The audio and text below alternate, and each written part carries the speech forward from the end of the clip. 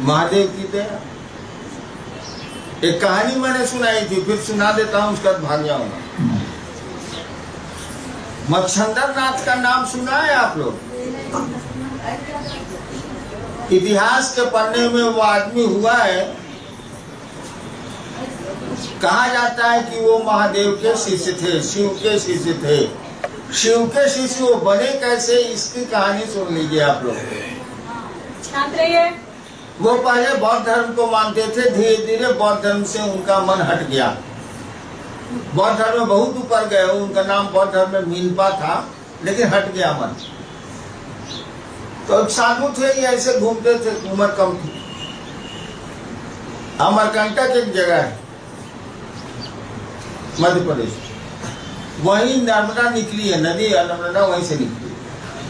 वहीं पर बगल में वो गांव है, वहीं गांव में वो बैठे हुए थे लोग, जाड़ा में आग ताप रहा था, वहीं वो बैठ गए। तो गांव का लोग नहीं बच जाता है कि वो पहाड़ पर झुनझुन झुनझुन रात में बजता है, रोड में जाइएगा तो सारा गाना सुनाई पड़ता है। नहीं, गांव में लोग बतियाता रहता है। तो वहीं गांव में लोग बतिया रहा था कि वो नर्मदा में जो पत्थरवा है ना निकली है, तो वहां कम पानी है, पत्थर है ना, वहां रात में महादेव भगवती आके गप कर। इस आदमी का कोई काम ही नहीं था, इसको एक रात चला गया और बड़का पत्थर जिस पर सुना था कि महादेव भगवती आते हैं, उसके बगल में पीछे वो पत्थर था, उस पर जाके रात में बैठ गया कि महादेव भगवती आएंगे तो हम सुने। सचमुच में महादेव भगवती आ गए। दोनों ने आपस में क्या बात की ये कहानी में नहीं, लेकिन महादेव तो बुझ ही रहे थे, उसी के लिए भी थे। तो महादेव ने कहा कि तुम कौन है, एक्स्ट्रा आदमी कहां से आ गया? कुछ नहीं बोला।